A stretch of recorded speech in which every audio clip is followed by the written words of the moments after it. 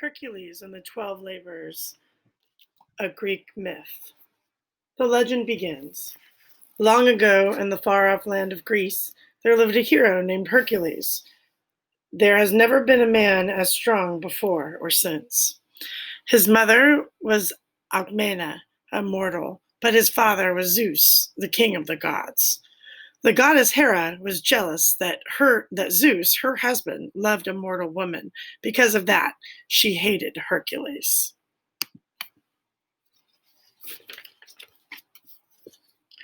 Hercules was raised in the city of Thebes, along with his half-brother Iphicles. Each night, Alcmena would put her sons to bed in a great bronze shield that served as their crib. One night, Hera sent 2 serpents to slay the sleeping Hercules, not caring that his brother was in danger too. But Zeus watched over his son and sent a bright light to wake him.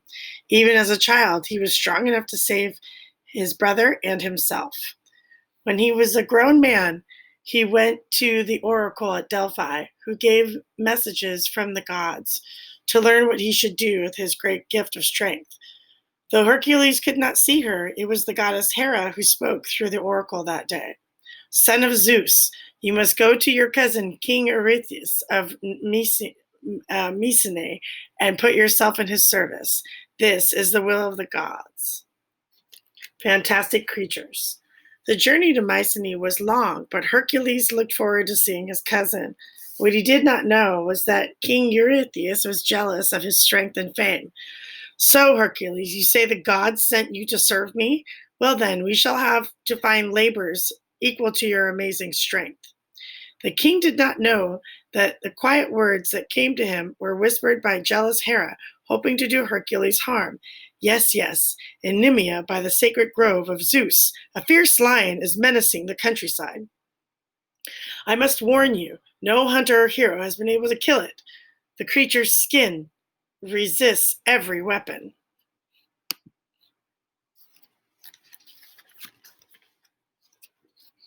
Hercules soon arrived in Nemea to begin his first labor. It was not long before he found signs of his prey. I hope you enjoyed your meal, monster. It will be your last. Roar! Your hide is as tough as the rumors say, but my club will strike you down. Perhaps not. If weapons fail, my strength will have to be enough. Has there been no word? Surely the beast has devoured him by now. No word yet, my king, but Eurystheus, no need for fear, cousin. Do you like my new cloak? It was not easy to get. The king was ashamed that the sight of Hercules in a lion's skin had frightened him. He wanted to make Hercules pay for that embarrassment. Yes, very nice. Perhaps it will help protect you during your next task. In the swamps of Lerna, there lives a beast called the Hydra. To begin his second labor, as soon as possible, Hercules asked his nephew Iolaus to take him to Lerna by chariot. Iolaus was the son of Iphicles, Hercules' half-brother. Much better, hard to fight when you can barely see. Is it true that this Hydra has 9 heads, Hercules, and that one of the heads cannot be killed? So Eurystheus tells me, and that its blood is his poison. I wonder if there's anything he decided not to tell. Let's see if we can rouse the beast.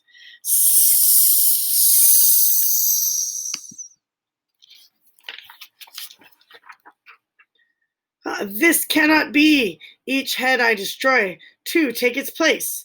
Iolaus, grab a branch from the fire. Hurry, Iolaus. I understand. Well done. We may well win after all. The grim battle continued as daylight faded. Then only one head remained, the immortal one. Now let it end. After he struck off the immortal head, Hercules buried it beneath a rock. Then he and Iolaus prepared to return to Mycenae. If this monster's blood is poison, these arrows may prove useful in my other labors.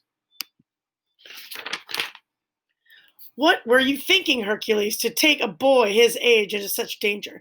Besides, the god's wish was for you to serve me, not to have Iolaus perform your labors for you. He already has a warrior's courage. Now he must learn.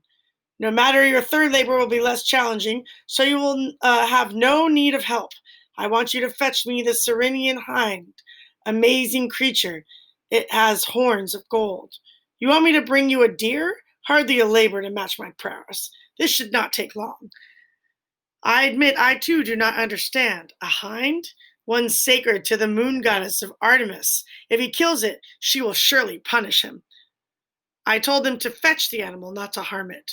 But you told him, ah, yes, very clever indeed. Months later, Hercules returned. Eurystheus, here it is. How about that? Long months I tracked and chased her. She was fast and clever. I thought I might never catch her. Finally, I used an arrow to bring her down. Then, as I made my way back, Artemis appeared before me. Seems this golden horned creature is a favorite of hers. She was angry just thinking that I had heard it.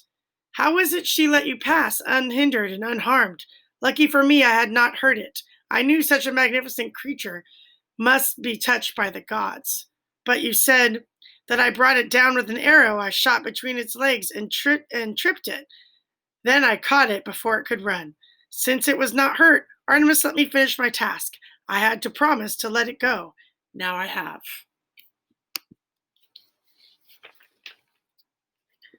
Later. What troubles you, my king? Bah! It is only a matter of time before Hercules returns from his fourth labor. Slaying the Erymathean boar will be no challenge to him. Perhaps not, my king, but the fearsome boar has been terrorizing those who live near Mount Erymathus. At least it will no longer hurt your people. True, I just wish I could think of some other labor to. King Eurystheus, Hercules is coming. Exhausted. Then it is still alive? It is amazing, my king. He chased the beast up and down the mountainside for days. Finally, he drove it into the snowbank near the peak. Then he waited until it was exhausted from struggling to get free. And he is bringing it here? Yes, my king. Yes, my king. Go run. Tell Hercules from now on he should show the proof of his labors to the guard captain at the gate. Not to me, you understand? Not to me. Great challenges. King Eurystheus was ashamed at being so frightened about the boar. He blamed Hercules and wanted to embarrass his cousin just as much. For the fifth labor, Eurystheus sent Hercules to clean out the stables of King Aegeus in a single day, a task as impossible as it was disgusting. They are the stables that you agreed to clean. Ugh, by the smell I can tell no one has touched them in years. I will do it, but you must give me one of every 10 animals in return. Ha! I don't know, father. Why not? Tell me, Phileas, my son, do you think he'll manage it? Even with the hundreds of animals out grazing in the fields, Hercules realized that he could never shovel out the stables in one day. He had to find another way. He decided to let the two nearby rivers do the work for him. The two channels met just outside the stable wall. Rumble, pow! Hercules leapt to the top of the wall to watch the marvelous sight. After a few hours, Hercules blocked the trenches close to the rivers and the waters drained away. Are you insane? I have done what I said I would do. Time to pay up. No, it is not. I have learned that you did this at the bidding of King Eurystheus, and that the gods told you to serve him. You had no right to ask for payment. Whatever his reason, you promised him the animals, father. What? You take his side? Get out of my kingdom, the pair of you. Count yourselves lucky to leave with your lives. Don't worry, Phileas. You've done nothing wrong. Someday you will inherit the kingdom as you should. For now, you must come with me to Mycenae. The look on Eurystheus' face when he learns I completed his task without wading in filth will raise your spirits. Hercules was right about his cousin's disappointment. He was not surprised when the king sent him to his sixth labor right away, but he was puzzled by the task. King Eurystheus sent him to the Stymphaean lake to chase away some birds that were bothering the farmers there. It seemed too easy. When he arrived, the lakeshore looked peaceful. He decided to ask one of the farmers more about their problem. I am Hercules. King Eurystheus has sent me to drive away the birds. Quickly, come inside. Why are your animals in here instead of in the pen? Nothing is safe outside. The birds would get them. It seems Eurystheus forgot to tell me the creatures were so fierce. No matter, I will drive them off. They are monsters. Their claws and beaks are made of brass. Their feathers shine like bronze and drop from the sky like arrows.